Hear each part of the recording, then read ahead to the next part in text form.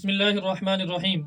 دنیا میں جو انسان بھی زندگی گزارتا ہے اس کو اپنی زندگی گزارنے کے لیے بہت ساری چیزوں کی خریداری کی ضرورت پڑتی ہے، اور ان چیزوں کی خریداری کے لیے وہ گھر سے نکلتا ہے اور بازار جاتا ہے، اور بازار سے وہ بہت ساری چیزیں لاتا ہے۔ اور بہت سی جگہوں پہ ایسا ہوتا ہے کہ ایک جگہ اگر ایک چیز 100 روپے میں ملتی ہے، دوسری جگہ آفر میں وہی چیز 50% کے ڈسکاؤنٹ پر مل جاتی ہے، یعنی صرف 50 روپے میں مل جاتی ہے۔ اسی طرح دعا کے بارے میں بھی یہ بات یاد رکھیں کہ آپ جس وقت بھی اللہ تبارک و تعالیٰ سے مانگیں گے، اللہ تبارک و تعالیٰ مجھے اور آپ کو ہر وقت عطا کرنے والے ہیں۔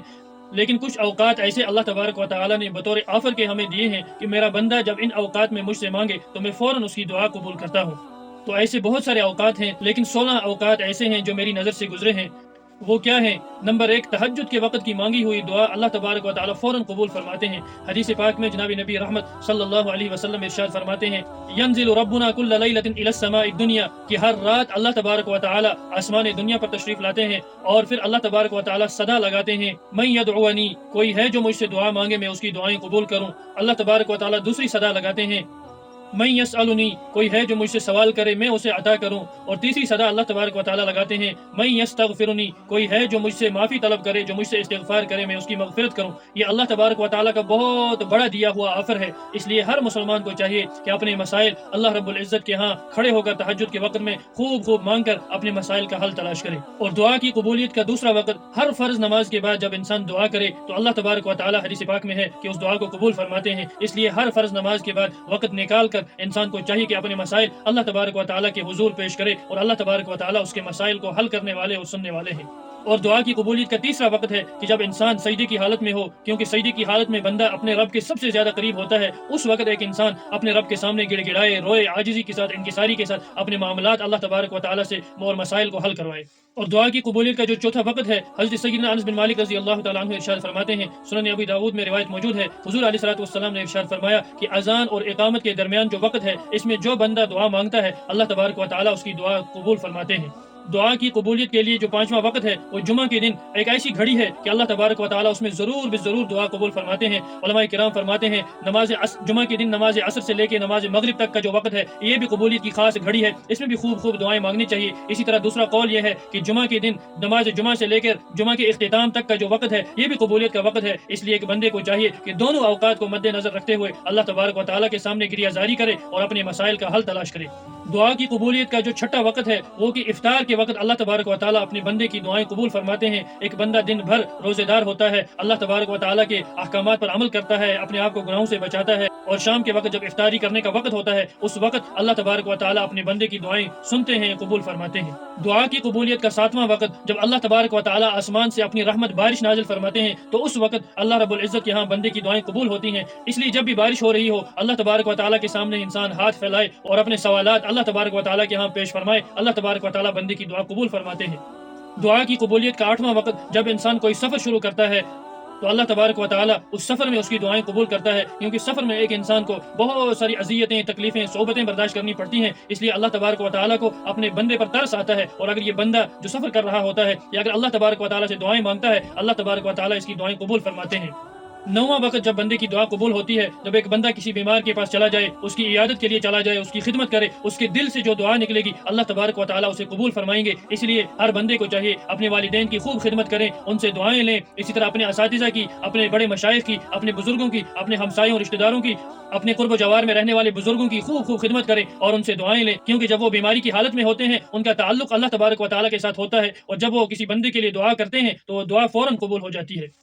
دعا کی قبولیت کا جو 10واں وقت ہے وہ یہ ہے کہ والدین جب اپنے بچوں کے لیے دعا کرتے ہیں تو وہ دعائیں کبھی رد نہیں ہوتی۔ والدین چونکہ سب سے زیادہ محب اور سب سے زیادہ مخلص ہوتے ہیں اپنے بچوں کے لیے، اس لیے والدین کی دعاؤں کی قبولیت میں کوئی شک ہی نہیں ہے۔ اس لیے انسان کو چاہیے کہ اپنے والدین کی خوب خدمت کر کے ان سے خوب دعائیں لینے کی کوشش کرے، اور والدین کو بھی چاہیے کہ بچے جیسے بھی ہوں ان کی ہدایت کے لیے بھی دعا کریں، ان کی رزق کے معاملات کے لیے بھی دعا کریں، ان کے جتنے بھی مسائل پریشانیاں ہوں ان کے لیے خوب ایک کا نام لے کر دعائیں کریں، کیونکہ والدین کی دعائیں اپنی اولاد کے حق میں بہت ہی زیادہ قبول ہوتی ہیں۔ دعا کی قبولیت کا جو 11واں وقت ہے کہ جب انسان نماز پڑھتا ہے، نماز کے بعد جب انسان تشہد میں بیٹھتا ہے، تشہد کے بعد جو دعا کا وقت ہے، تشہد کے بعد جو بندہ دعا پڑھتا ہے، دل سے پڑھے، اخلاص سے دعا پڑھے۔ سنن نسائی کی حدیث مبارک ہے کہ جو بندہ تشہد کے بعد دعا پڑھتا ہے، اخلاص کے ساتھ دعا پڑھے، اللہ تبارک و تعالیٰ اس کی دعا کو قبول فرماتے ہیں۔ اس لیے تشہد کے بعد انسان خوب دعائیں اللہ تبارک و تعالیٰ سے مانگے، جو دعائیں قرآن و حدیث میں وارد ہوئی ہیں۔ دعا کی قبولیت کا جو 12واں وقت ہے، وہ جب بھی بندہ تلاوت کرے، قرآن پاک کی تلاوت کے بعد دعائیں قبول ہوتی ہیں، اور خصوصاً جب بندہ ختم قرآن کرے یا کوئی بچہ جب ختم قرآن کرتا ہے، کسی مدرسے میں، جب کسی درسگاہ میں جب یہ مجلس ختم قرآن ہوتی ہے، وہاں انسان جائے، پابندی کے ساتھ جائے اور اس مجلس میں بیٹھے اور دل جمائی کے ساتھ بیٹھے اور رضا اور خوشنودی کے ساتھ بیٹھے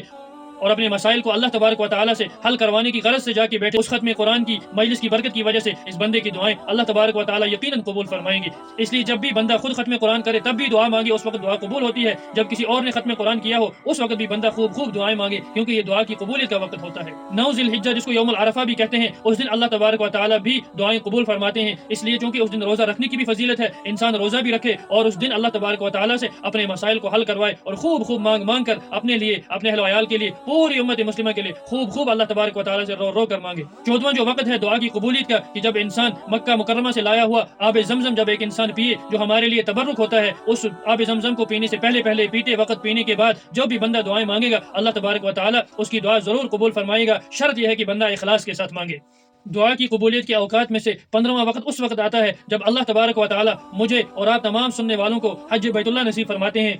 یا عمرہ کے لیے ہم جاتے ہیں، تو جب وہاں بیت اللہ شریف پر پہلی نگاہ پڑتی ہے اس وقت بندہ جو دعائیں مانگتا ہے وہ دعائیں ضرور قبول ہوتی ہیں۔ اس لیے ہمیشہ انسان کوشش میں لگا رہے کہ جب بھی اسے موقع ملے بیت اللہ شریف کی زیارت کرے، روضہ رسول صلی اللہ علیہ وسلم کی زیارت کرنے کے لیے جائے، کیونکہ وہاں بہت سے مقامات ایسے ہیں، بہت سے اوقات ایسے ہیں جن میں بندے کی دعائیں خوب قبول ہوتی ہیں۔ دعا کی قبولیت کا 16واں وقت اس وقت ہوتا ہے جب مسلمانوں کے شہر میں مسلمان لوگ جمع ہوتے ہیں، بڑے اجتماعات ہوتے ہیں، جمعہ کا دن ہوتا ہے، عیدین کے دن ہوتے ہیں، اسی طرح کوئی دعوتی، اصلاحی، روحانی، تربیتی کوئی اجتماع ہوتا ہے، ان میں جب بندہ شرکت کرتا ہے، وہاں اللہ کے بڑے ولی بیٹھے ہوتے ہیں، جب وہاں دعائیں مانگی جاتی ہیں تو بندہ بھی اس میں شرکت کرتا ہے، تو اللہ تبارک و تعالیٰ وہاں پر بھی ایک انسان کی دعائیں خوب قبول فرماتے ہیں۔ 2 اوقات اور یاد آگے کہ شب قدر کی رات وہ رات ہے کہ جس رات میں اللہ رب العزت کی رحمت بڑی وسیع پوری زمین پر چاروں طرف پھیلی ہوتی ہے، اس رات بھی بندہ جو دعائیں مانگتا ہے وہ یقیناً قبول ہوتی ہیں۔ اور اسی طرح جو شخص مظلوم ہوتا ہے اس کی دعائیں بھی اللہ تبارک و تعالیٰ قبول فرماتے ہیں، کیونکہ اس پر ظلم کیا ہوتا ہے، اس کا دل ٹوٹا ہوتا ہے دنیا والوں سے، اس کے دل کا تعلق اللہ تبارک و تعالیٰ سے خوب ملا ہوتا ہے، اس لیے اس کی جو دعا ہوتی ہے وہ فوراً قبول ہوتی ہے۔ اس لیے حدیث پاک میں جناب نبی رحمت صلی اللہ علیہ وسلم نے ارشاد فرمایا کہ انسان کو چاہیے کہ وہ کسی پر بھی ظلم نہ کرے۔ کیونکہ جب انسان کسی پر ظلم کرتا ہے اور وہ ظالم بنتا ہے، اور جس پر ظلم ہوتا ہے وہ مظلوم بنتا ہے، اور جب یہ مظلوم اس کی جب آہ نکلتی ہے، اس آہ اور اللہ رب العزت کے عرش کے درمیان کوئی بھی واسطہ نہیں ہوتا ہے۔ حدیث پاک میں جناب نبی رحمت صلی اللہ علیہ وسلم نے ارشاد فرمایا اتقی دعوت المظلوم، اس لیے اس کی آہ سے بھی بچنا چاہیے، اور جب مظلوم کی مدد کی جائے، اس کا دل بھرا جائے، اس کو محبت دی جائے تو اس کے دل سے یقیناً دعا بھی نکلے گی، اس لیے مظلوم کی دعا بھی فوراً قبول ہو جاتی ہے۔ وآخر دعوانا الحمد للہ رب العالمین۔